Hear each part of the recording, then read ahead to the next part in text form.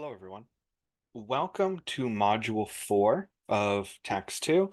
In this module, we're focusing on Chapter 11 of the textbook. In this module, we're going to be revisiting the calculation of taxable income.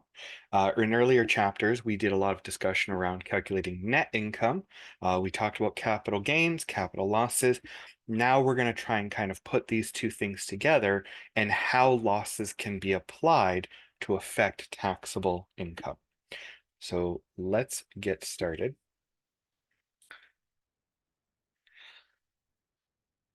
So we've discussed the 4 steps for calculating what our taxes actually will be, the taxes we physically will need to owe or the refund coming back to us.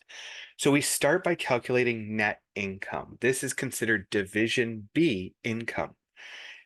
From Division B, we get certain Division C deductions, and that's what brings our net income down to taxable income. Once we have that taxable income amount, then we'll calculate Division E gross tax, and then subtract from that gross tax our personal tax credits. So what goes into net income is our source of incomes and our taxable capital gains. So we have employment, business and property, net taxable capital gains, other source of income, and certain deductions. That's our net income. That's Division B. We are going to be discussing mostly Division C deductions in this chapter. So the most common deductions are the employee stock options, which we covered in Chapter 3, I believe. We also have deductions for payments. Deductions for payments are certain amounts that will need to be included in net income, but aren't actually taxable. So they have to be subtracted back out. So we have employment insurance. If there's certain foreign income that has to be reported, but is not taxed in Canada because it's been taxed in the foreign entity, then we would deduct that as well. Lump sum payments are taxation's usually on a cash base. If we earn a salary, it's only once that salary is received do we include it in income for taxation. So if something occurs, if we don't get the money that's owed to us, whether through spousal support payments, or maybe certain salary amounts or retirement funds, or allowances that our work gives us all at once, these are lump sum payments. So the result is we got all this money at one time, so it puts us in a high tax bracket. But if we had received this money when we were supposed to, then we likely would have had much lower income. So lump sum payments, and I think we'll go into the discussion of it, but lump sum payments are we take the income we received and we can allocate it as it should have been received. So instead of reporting it all in one, we'll report it down and we'll have some notional tax amounts from previous years. There's the capital gains deduction, which we will discuss. The Northern Residence deduction recognizes that individuals who live in Northern Territories often have a higher cost of living because it costs so much money to get food and supplies up there, so that they get a certain deduction to reduce their income to leave more funds available to pay for that cost of living. And then we'll be discussing loss carryovers. Some of these deductions were covered in chapters 3 and 4. This discussion or this chapter, we're going to talk a lot about carrying over our losses and how to apply them. So taxable income overview, this is the section of the tax return. This is an actual sort of screenshot of what it looks like when we're converting our net income, line 23,600, to our taxable income. And on the lines we have security option deductions, those are the stock options, limited partnership losses, non-capital losses, net capital losses. We have the Northern Residence deductions, etc. So we have spaces on the tax return specifically that apply to this list. If it's on this list but not here, there is a section for additional deductions. You just name which tax deduction you're using. Okay, so I was already mentioning lump sum payments. If you get a lump sum payment, this spreads it over the years of which they relate. So you might get spousal support, pension benefits otherwise payable. Perhaps your EI benefits came in all at once. So you've received a lump sum amount. The relief mechanism allows you to take a qualifying amount, remove it from this year's income to the extent that it related to prior years. Now, the good thing about this is you won't actually have to go back and refile all your tax returns. You let the CRA know what you're doing, they'll take the amounts that relate to the prior years and they'll automatically reassess them. Now, the thing about moving income to prior years is it will hopefully save us money by putting us into a lower tax bracket this year. But those outstanding tax amounts will have interest charged for them because it'll be established that these were outstanding balances from the previous years. So the previous income tax returns will not physically be amended. The notional income tax payable will recalculate what the income taxes would have been if the additional amounts had been added to that year. So there is some notional interest. Allocating amounts to earlier years will result in interest charges that could offset the tax savings to doing this practice. So we are going to be talking a fair amount about applying our losses. Now there's two types of losses, transaction-based or source-based. Loss concept, so whether they're transaction or source, we take our losses and we deduct them against the appropriate income. There's this concept called being streamed. So we have discussed in previous chapters that net or allowable capital losses can only apply against taxable capital gains. This means it's streamed. That income type, that loss, can only apply against its related income type. Source losses come into our source of income, so that's our employment, our business loss. Losses from here aren't streamed, so losses here can apply to everything. So we figure out what our losses are, we apply them against the relevant income. Unused losses can be carried to other years. So we can carry over our non-capital losses, net capital losses, or unrestricted.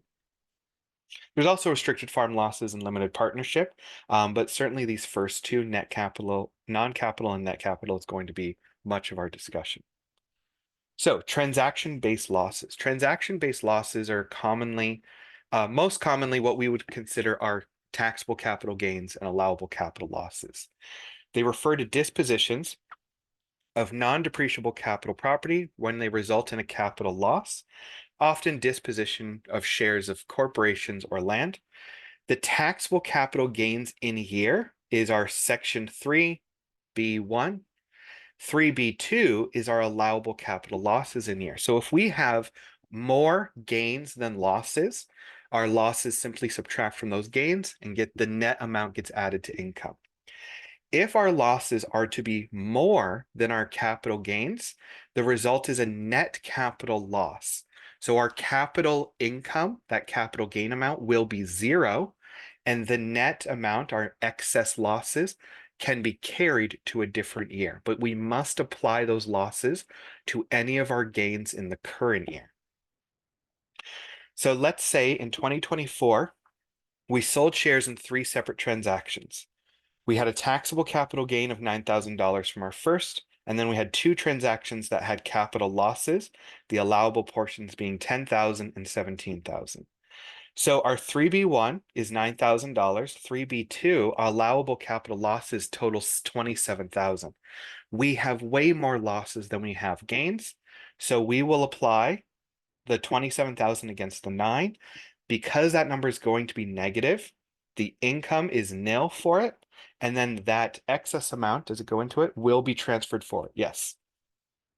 So allowable capital losses are deductible to the extent of the relevant income. Unused losses become a net capital loss. So we have this formula, A being the excess losses minus our taxable capital gains. So 27,000 minus our B being the $9,000 of gain.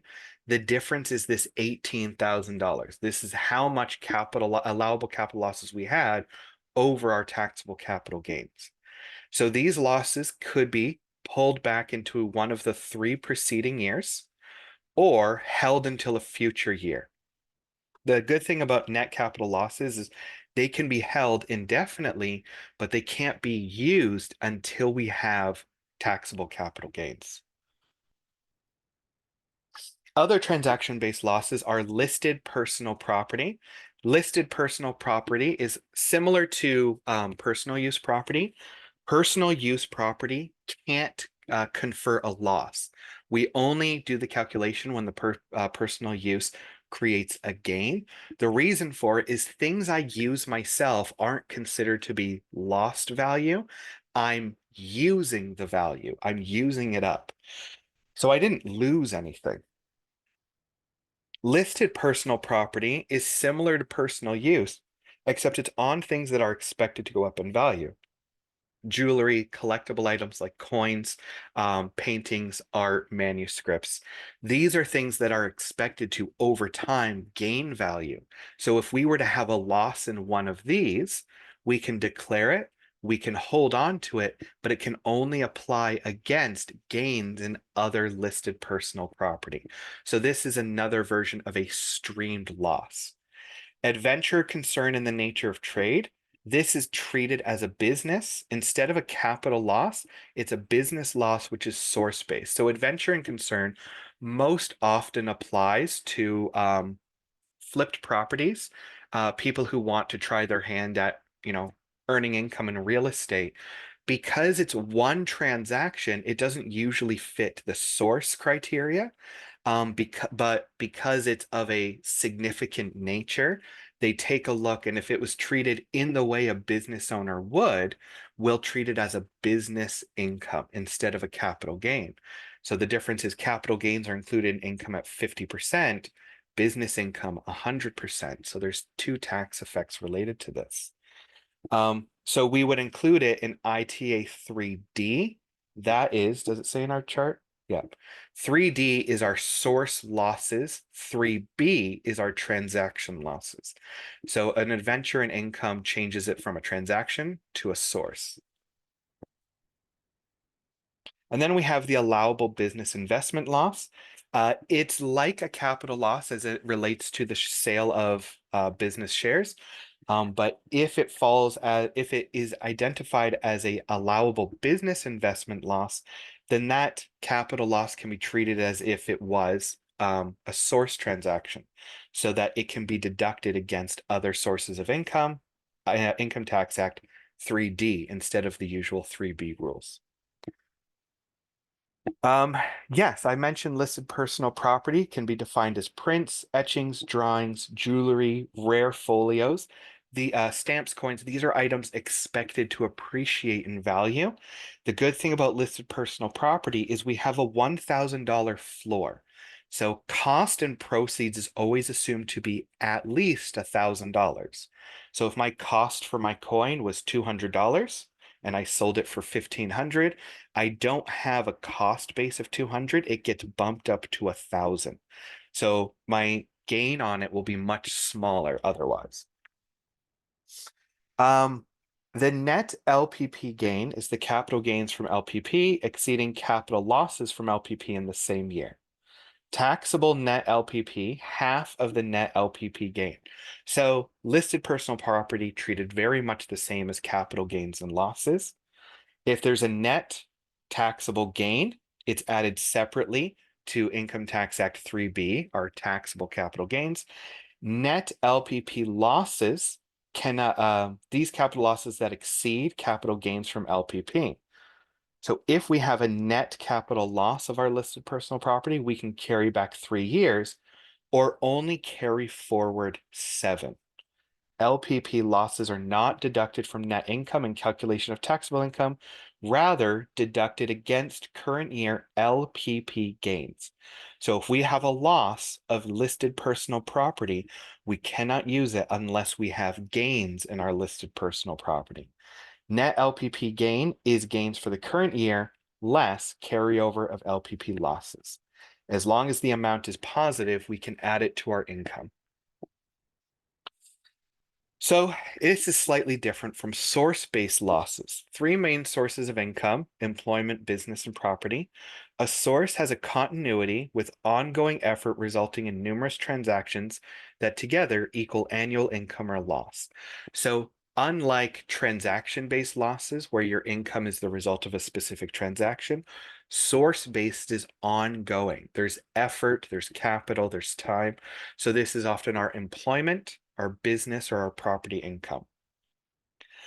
Current year source-based losses are included in Income Tax Act 3D. So in source-based losses can be applied to other income types. So if I have a business loss in a year, I can subtract it from my overall, my other sources of income in the year, whether that's employment or property. So in 2024, the individual has employment income of $53,000, interest income of $1,000, and taxable capital gains of $7,000. Individual deducted RSP contribution of $2,400, carries on a business as a sole proprietor.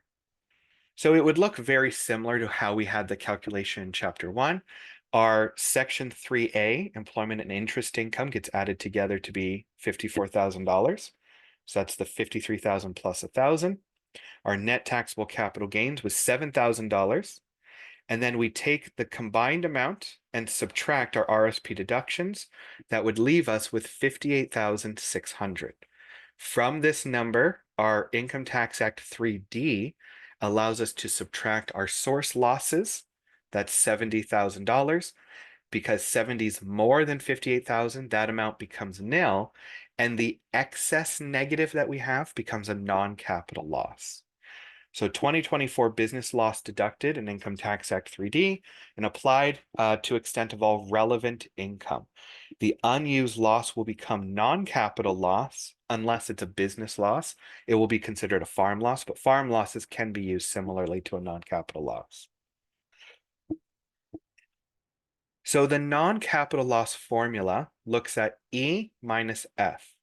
So E is our loss amount. In this example, we had 70,000. F is our kind of net income that we calculated up to Income Tax Act 3C. So that 58,600. This E minus F is what brings us to our non-capital loss of 11,400. So that calculation is trying to figure out what is the difference between these two lines. Since our losses was an excess, we have that as the E, and then how much are we applying to get rid of the income, subtracting out F.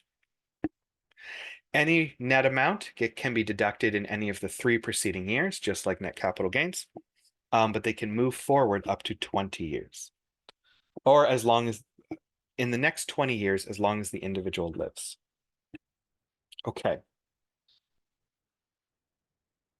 So exercise 11-1 listed personal property losses. In 2023, Mr. Ronald Smothers was unemployed, had no income of any kind. In order to survive, he sold a painting in December of 2023 for $89,000. This painting has been gifted to Mr. Smothers by his mother when the fair market value was $100,000. Mr. Smothers found a job and had employment income of $62,000. In 2024, he sold a second painting for $5,000 that he purchased for $800. So what's the minimum net income and taxable income for 2024? Indicate the amount and type of any losses available for carryover. So we actually have a couple scenarios here. One is it's a sale of a painting. The question asks, how would it be different if we sold shares? So we have the sale of the painting, the cost base, because it was a gift. The fair market value at the time of the gift was $100,000. So that's the assumed cost base. Minus the proceeds that were received, the difference is $11,000. Including income at 50%, we have an allowable capital loss of $5,500. So we have a loss of $11,000. $5,500 is the allowable loss. This is an LPP loss. We'll use it as a carryover. The next year we sold a painting for $5,000. Our assumed cost base is $1,000. We bought it for $800, but because it's LPP, we have an assumed base of $1,000. The gain loss, $4,000. Including income, we have $2,000 as our allowable, a taxable capital gain. So we can, since we have some LPP carryover, use $2,000 to subtract our gain amount this year, leaving $3,500 behind. Our employment income was $62,000. Yes, we found a job and had employment income of $62,000. We have no LPP gain because our loss took care of it. So our taxable income was $62,000. if we, instead of a sale of a painting, we sold shares,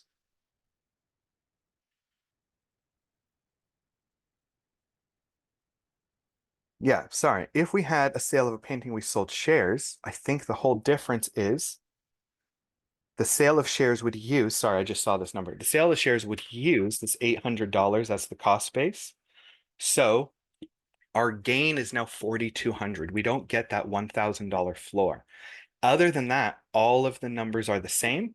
We have enough net capital loss from the sale of our public shares. We can apply the difference. Our income's going to be the same because our total capital gain, which is actually 2,100, is entirely removed by the use of our capital loss carry forward. So the income is 62,000, 62,000, 62,000. The one time where this might be different is in scenario 3, which is not included in the exercise. I've added this. Let's say we sold a painting in 2023, but then sold shares in 2024. So this is the 800. Let me sort of correct those numbers. So last year we sold a painting, had a loss of $11,000. So now we have an LPP carryover. Now we have our net capital gain, our net taxable capital gain of $2,100 because we sold our shares, but we can't use any of our carryover because this is not an LPP gain. So 62,000 from our employment, net capital gain of 2,100.